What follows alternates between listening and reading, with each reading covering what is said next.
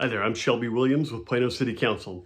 This may be my shortest recap ever, but first you'll notice my normal video backdrop behind me, which means my aunt has recovered enough, so at least sufficiently, to return home to Seattle. Thank you everyone who prayed for her. She was with us for a lot longer than intended, 7 weeks when she had meant to only be here for 4 days. But although her injury was really unfortunate, I won't say it's a silver lining that we got to spend so much time with her.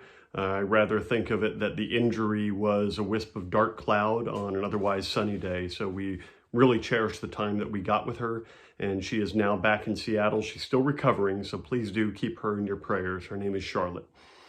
So tonight was really brief. We had much more content, that is to say any content, in the preliminary open meeting, so let's go through it. We issued an extension of the line of duty leave for a firefighter who was injured in the line of duty, on duty, trying to lift someone in December of 2021. So we've extended his line of duty leave. We received a library departmental update. So as we recapped previously, $103,000 were donated from the Friends of the Plano Public Library in December.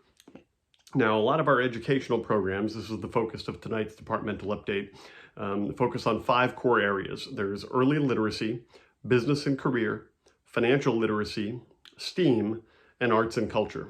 So in addition to all the great programming that our library has, I should say our libraries, our library system, then we have these educational focus points too. And I should make a plug. I brought this up during the meeting. I had a stack of books building, some of which are behind me, which I had not been able to read yet. The books were stacking up faster than I can read them.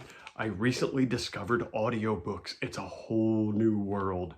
I can absorb so much content in the car, doing chores around the house, things where I could not open up a book and start reading it.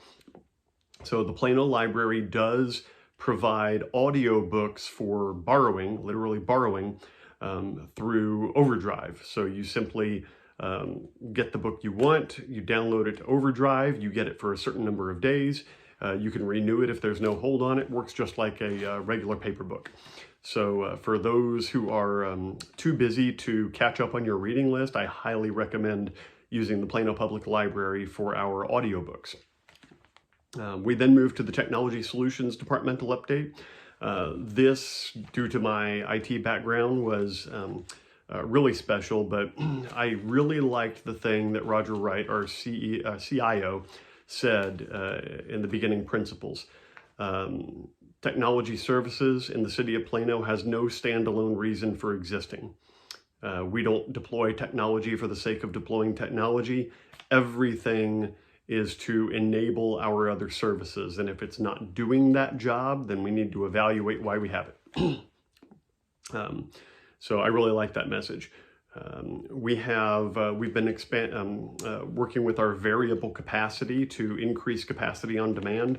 And we're also not bringing highly specialized skills in-house and putting them on the payroll. We are outsourcing those where possible, so that skills that are highly specialized and necessary right now, but maybe antiquated in 3 or 4 years, we're not building our own megalithic team to provide for that. So we're addressing that efficiently.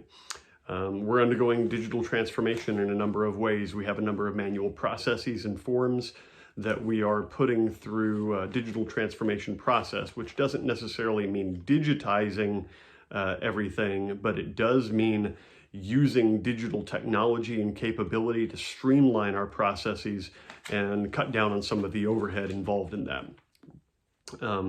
Lastly, one of the many priorities that was touched on was the volunteer management and matching capability. That's one of the platforms that we have in development right now. This is special, and I brought it up in my re-election kickoff on Saturday. There's a member of the community, Noah Skosilich, so I'm going to call you out again, Noah, but I called him out in the kickoff. He was attending. NOAA proposed a kind of a system for neighbors to help neighbors, creating micro communities, or at least enabling micro communities for neighbors to assess one another's needs and help out readily. So NOAA floated that idea to me, and I pursued it within the city, and that is under development. In fact, a lot of the things that I've championed were citizen ideas and recommendations, and there is responsive government in action. So NOAA, again, that is underway. Thank you for that suggestion. And last but not least is data security. So strengthening our systems enterprise-wide to be able to mitigate, detect, and prevent, detect, mitigate, and respond to cyber attacks and other security concerns.